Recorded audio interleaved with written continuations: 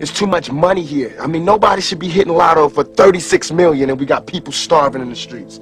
That is not idealistic, that's just real. That is just stupid. Should have $1,000,000 billion and then there's people starving. There's no way that these people should own planes and their people don't have houses, apartments, shacks, drawers, pants. I know you're rich, I know you got $40 billion, but can you just keep it to one house? You only need one house. And if you only got 2 kids, can you just keep it to 2 rooms? I mean, why have 52 rooms and you know there's somebody with no room? It just don't make sense to me. It don't. And then these people celebrate Christmas. They got big trees, huge trees, all the little trimmings. Everybody got gifts, and then somebody's starving. I think that when there's hopelessness, people revolt. Because it's like there's nothing that's like, you know, it's like we're going, is America gonna help us ever? You know, because I mean, we know for a long time they haven't. Are they ever? And it's like all these things are showing us no.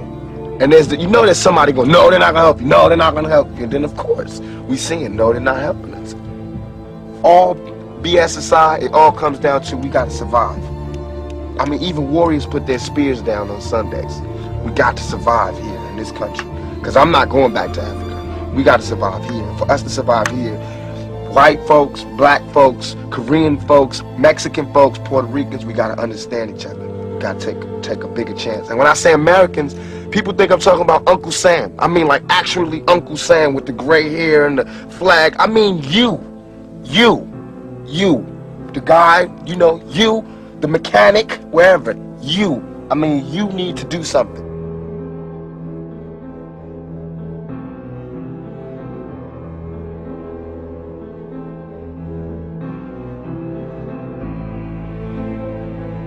Because people keep saying, well, what are you doing? What are you doing in the bed in? What are you doing, 2 virgins? What are you doing together? What are you doing? What are you doing?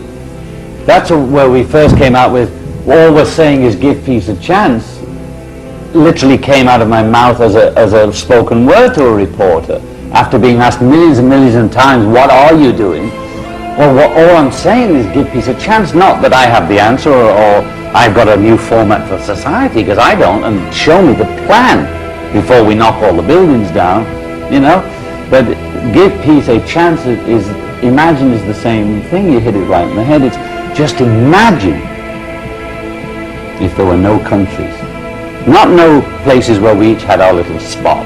But imagine, there was a time, you know, when you didn't have to have a passport to go from country to country. What kind of world are we creating? Really, it used to be you could go around, you know.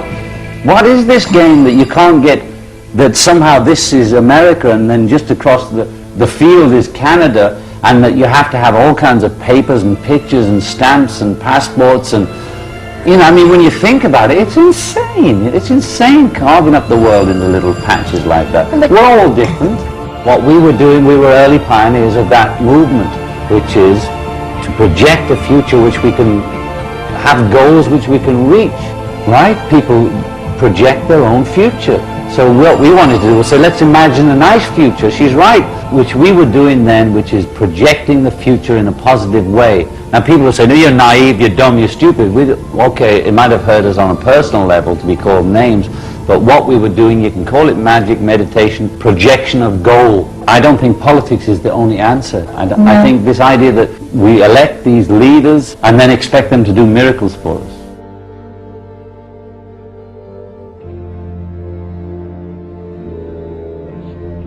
We must always maintain a kind of divine discontent. There are certain technical words within every academic discipline which soon become stereotypes and cliches. Every academic discipline has its technical nomenclature. Modern psychology has a word that is probably used more than any other word in psychology. It is the word maladjusted. Now, certainly we all want to live the well-adjusted life in order to avoid neurotic and schizophrenic personalities. But I must honestly say to you tonight, my friends, that there are some things in our world, there are some things in our nation to which I'm proud to be maladjusted, which I call upon all men of goodwill to be maladjusted, until the good society is realized. I must honestly say to you that I never intend to adjust myself to segregation and discrimination. I never intend to become adjusted to religious bigotry. I never intend to adjust myself to economic conditions that will take necessities from the many to give luxuries to the few. I never intend to adjust myself to the madness of militarism and the self-defeating effects of physical violence. And I say to you that I am absolutely convinced that maybe the world is in need for the formation of a new organization, the International Association for the Advancement of Creative Maladjustment. Through such maladjustment, we will be able to emerge from the bleak and desolate midnight of man's inhumanity to man into the bright and glittering daybreak of freedom and justice.